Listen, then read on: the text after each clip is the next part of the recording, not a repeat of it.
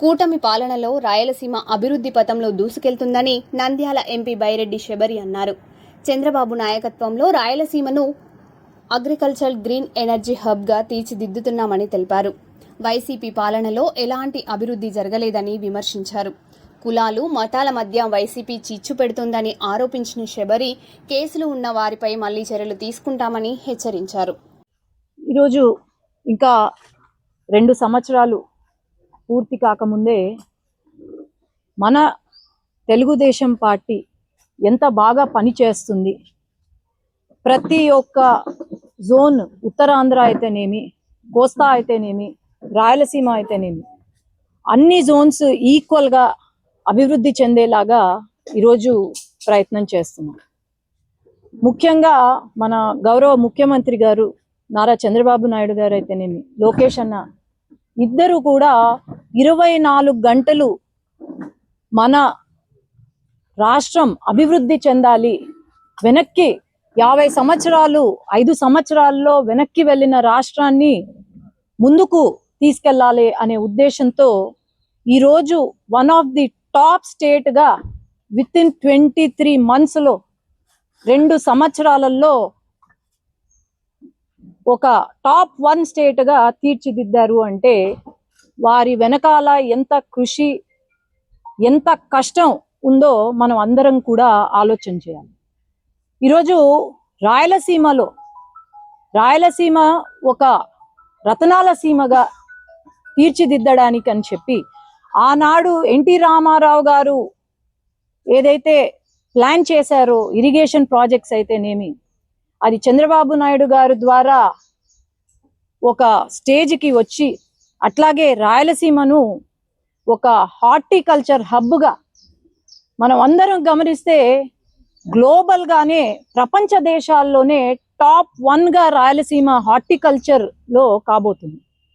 ఇప్పటికే దాదాపు 300 మండలాలలో ఈ హార్టికల్చర్ ఏదైతే ఉందో 30,000 కోట్ల నుండి 40,000 కోట్లతో పెట్టుబడులు పెడుతూ, అట్లాగే 8 లక్షల హెక్టార్ల నుండి 14 లక్షల హెక్టార్లకు విస్తీర్ణ చేసుకుంటూ ఒక హార్టికల్చర్ కి సంబంధించిన స్టోరేజ్లు అయితేనేమి, అట్లాగే అక్కడ కావాల్సిన ఇంపోర్ట్స్ ఏవైతే ఉన్నాయో ఎలా చేసుకోవాలి ఏంటి అని పక్క నుండి ఒక హార్టికల్చర్ హబ్గా మారుస్తున్నారు రాయలసీమను. అట్లాగే గ్రీన్ ఎనర్జీ హబ్గా మారుస్తున్నారు.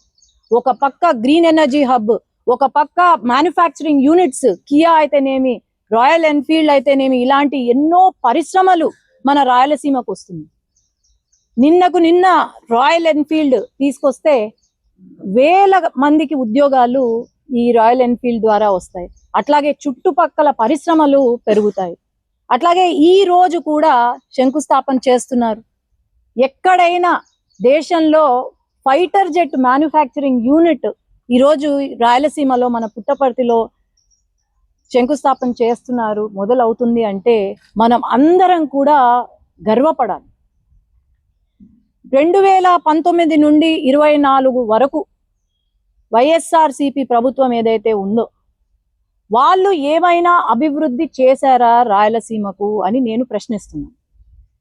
ఈరోజు రాయలసీమలో ఉన్న ప్రజలు రాయల్గా బతకాలని చెప్పి మన ముఖ్యమంత్రి గారు ముందుకు తీసుకెళ్తుంటే, అభివృద్ధి ఎలా, సంక్షేమం ఎలా అని ముందుకు తీసుకెళ్తుంటే, మరి ఆనాడు వైఎస్ఆర్సీపీ ప్రభుత్వం ఉన్నప్పుడు ఏం చేశారు అని నేను అడుగుతున్నా.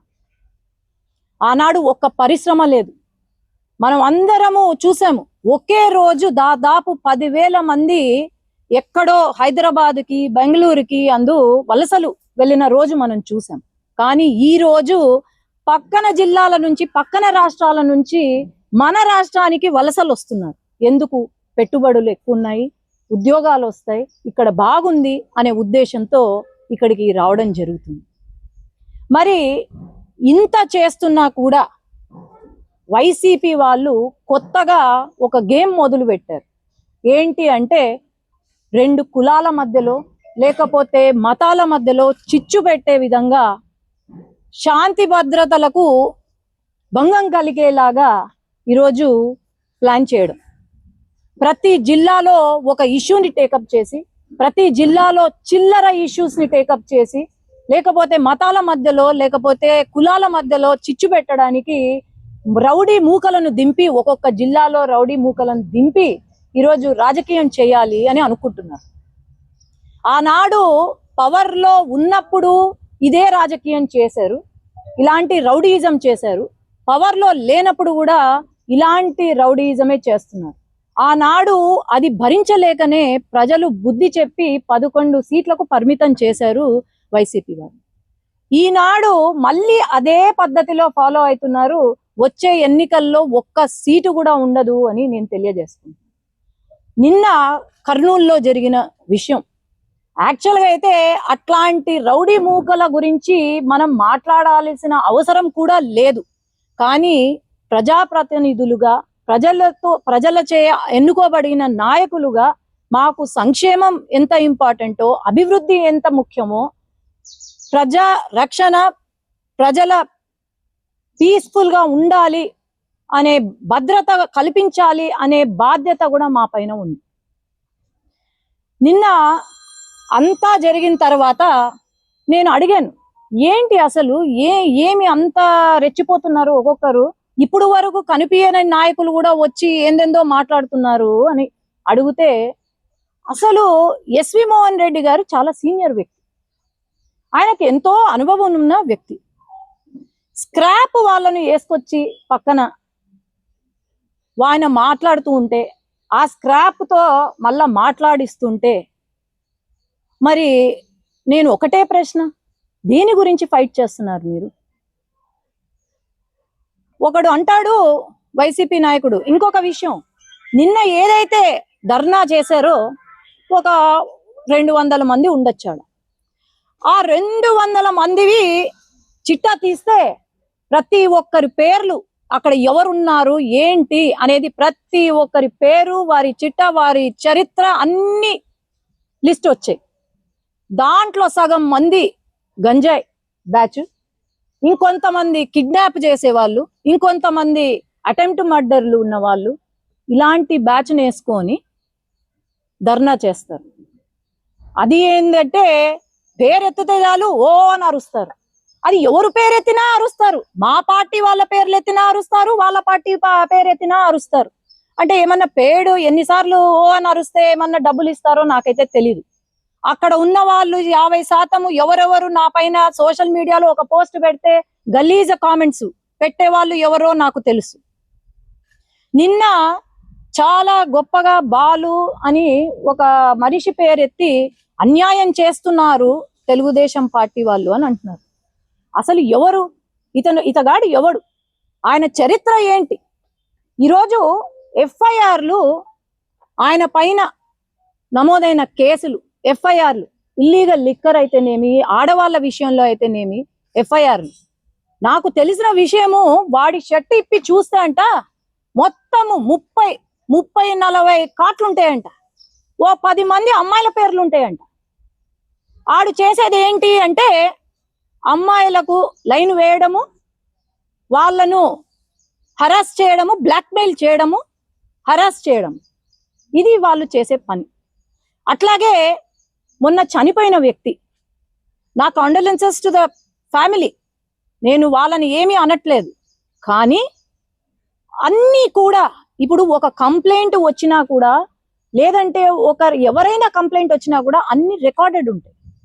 ఒక అమ్మాయి 112కి కాల్ చేసి ఒక హరాస్మెంట్ కేసు ఫైల్ చేయాలనుకుంది, ఆ కాల్ రికార్డింగ్ కూడా ఉంది. ఆనాడు స్టేషన్లో ఆయన ఫోన్ తీసుకున్నారు.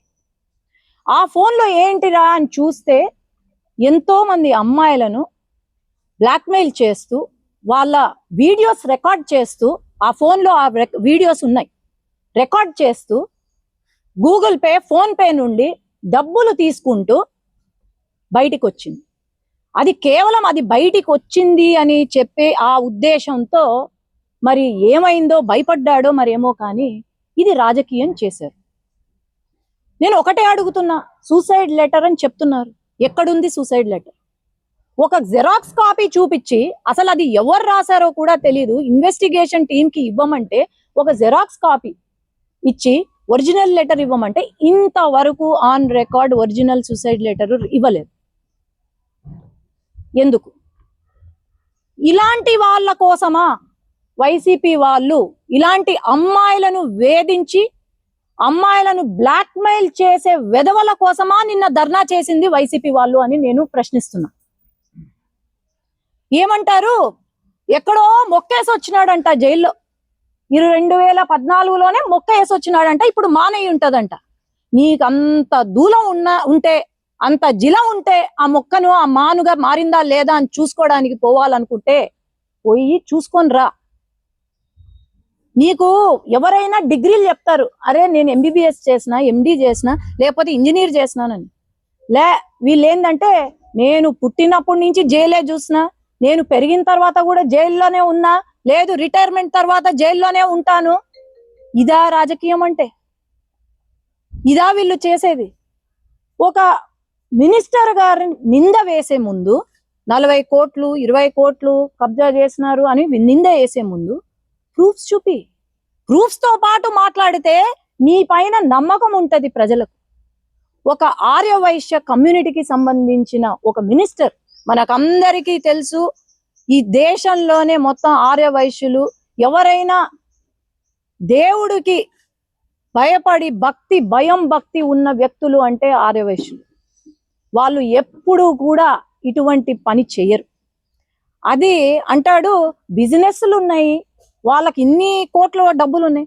అరే వాళ్ళ బిజినెస్లు వాళ్ళు కష్టపడి వాళ్ళు సంపాదించుకున్నారు, నీకేం సంబంధం అయ్యా? మళ్ళీ ఇంకో మాట కూడా అండ్రి, ఏందో నాకు అర్థం కాలే ఈ విషయం. ఇది జగన్మోహన్ రెడ్డి గారు చాలా క్లియర్ కట్ గా వినాలి. కొంతమంది నాయకులంట తండ్రి పేరు పెట్టుకొని రాజకీయంలోకి వచ్చినారంట, తండ్రి పేరు చెప్పుకొని రాజకీయం ఏదో తండ్రి డబ్బులు వాడుకొని రాజకీయంలోకి వచ్చినారంట. మరి మీ గురించే అనుకుంటా జగన్మోహన్ రెడ్డి గారు, వీళ్ళు పులివెందలో కూడా తిష్ట వేసి ఏమన్నా ఇది చేసేలాగున్నారు. మరి జగన్మోహన్ రెడ్డి గారు, వైఎస్ రాజశేఖర్ రెడ్డి గారు వారి తండ్రి పేరు చెప్పుకొనే రాజకీయాల్లోకి వచ్చాడు. వాళ్ళ తండ్రి పేరు చెప్పుకొనే ఈ రోజు ప్రతి ఒక్కటి వాళ్ళ తండ్రి పేరుతోనే జరుగుతుంది మొత్తం.